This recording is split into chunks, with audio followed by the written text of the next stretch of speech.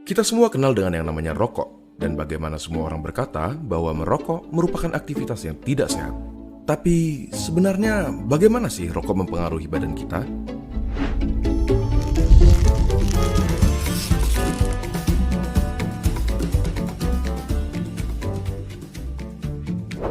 Coba kita mulai dengan komponen-komponennya. Pertama, nikotin. Suatu zat yang bisa bikin kita kecanduan, si alasan utama kenapa semua orang tidak bisa berhenti merokok.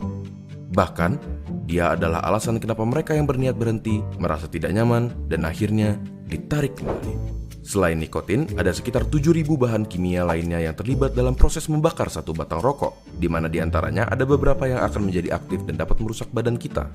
Terlebih lagi, terdapat lebih dari 60 bahan kimia diantaranya yang diketahui dapat menyebabkan kanker. Dari sini, kita dapat mengambil kesimpulan bahwa merokok dapat merusak berbagai macam organ tubuh kita dan secara umum menurunkan kondisi kesehatan. Komponen berikutnya adalah tar, suatu nama yang diberikan untuk partikel-partikel yang tergantung di dalam rokok. Partikel-partikel ini berisi zat-zat yang dapat menyebabkan kanker seperti karsinogen. Contohnya adalah metal seperti arsenik, kadmium, dan lain-lainnya. Tar itu lengket dan berwarna coklat. Dan apakah kalian pernah berpikir kenapa gigi dan kuku perokok menjadi kuning? Yap, itu adalah tar yang dapat juga mengotori paru-paru dan memberikannya penampilan yang sama.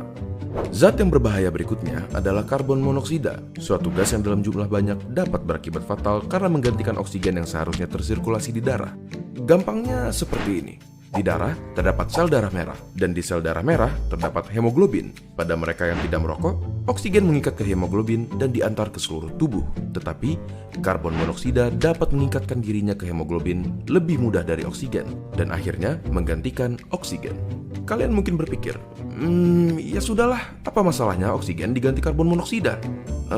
Sangat bermasalah. Karbon monoksida membuat darah semakin kental, dan pada aktivitas seperti berlari yang membutuhkan banyak suplai oksigen, organ-organ penting seperti jantung, otak, dan lain-lain jadi kebagian sedikit sekali oksigen dan dapat berakibat fatal. Selain itu, di dalam rokok terdapat sesuatu yang bernama hidrogen sianida. Paru-paru kita biasanya mempunyai rambut-rambut kecil bernama silia yang membantu membuang zat-zat asing yang memasuki saluran pernafasan. Hidrogen sianida menghalangi tubuh kita dalam melakukan proses tersebut dan membiarkan bahan-bahan kimia seperti hidrokarbon, nitrous oxide, organic acid, dan lain-lainnya yang ada di dalam rokok berkumpul di dalam paru-paru dan merusaknya. Tetapi, di balik kenyataan bahwa merokok merusak paru-paru, jantung, pembuluh darah, bahkan otak sampai dapat menyebabkan stroke, ada fakta menarik yang tidak semua orang tahu. Suatu penelitian menyatakan bahwa merokok mengurangi risiko penyakit yang bernama ulcerative colitis, suatu penyakit di usus. Tetapi, rokok meningkatkan kemungkinan terkena Crohn's disease, suatu penyakit di usus juga. Apakah bebas dari ulcerative colitis sepadan dengan risiko-risiko lainnya? Coba tanyakan pendapat teman-teman kalian yang merokok ataupun bebas dari rokok dengan membagikan video ini ke mereka. Apakah kalian akan terus melanjutkan merokok atau berhenti? Apakah kalian akan mulai merokok atau tetap menjauhkan diri dari rokok? Tulis pendapat kalian di kolom komentar di bawah. Terima kasih dan sampai ketemu di video berikutnya.